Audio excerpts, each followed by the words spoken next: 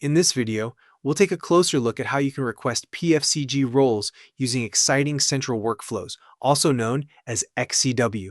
With XCW, you can easily request PFCG roles for your system landscape to your desires without the need to check out each system individually.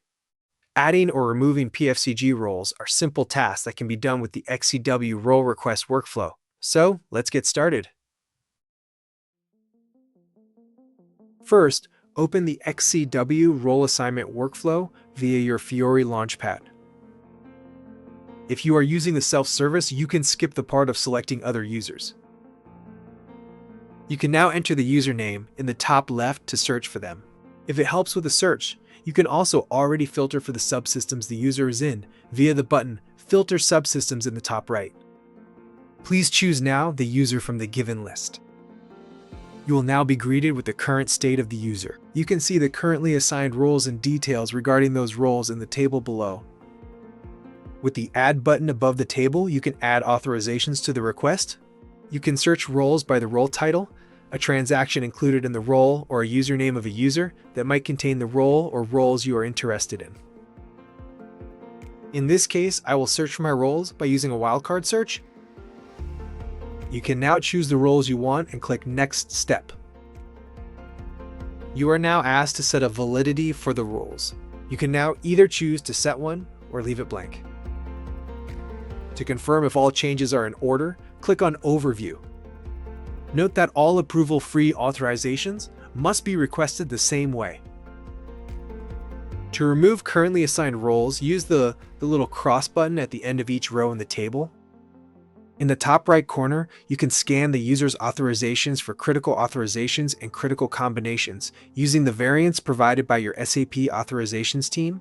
These scans can be done on the newly assigned roles and on the existing roles the user already has. If you are only interested in the new roles being assigned to the user, you also have the option to only scan those. Finally, attachments and comments. Here you can add attachments the approver might need to approve of the request. For the comments, please state the reason of your role request. This will be visible to the approver and help them to make an informed decision. If you reviewed all of your changes above, you can now submit your request by clicking the Send Request button. That's it.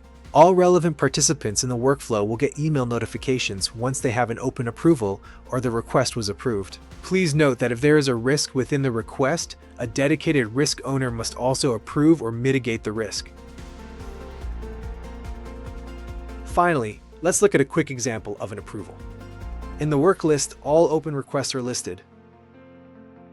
Selecting an open approval opens the detailed view with all relevant information. This includes information about the work item itself, the requested changes like roles to be assigned or unassigned, the attachments added to the request, and the comments from admins. In both the assigned and unassigned sections of the request, the approver has the option to view the user's currently assigned roles to make a more informed decision. The approver can now approve, reject, or approve only certain roles. Any roles not approved are automatically rejected. Once the decision is made, the roles are provisioned automatically and the requester receives a confirmation email. Thank you for watching. Would you like to find out more about Xiting Central Workflows? Check out our video channel on our homepage or feel free to contact us. We will get back to you as soon as possible.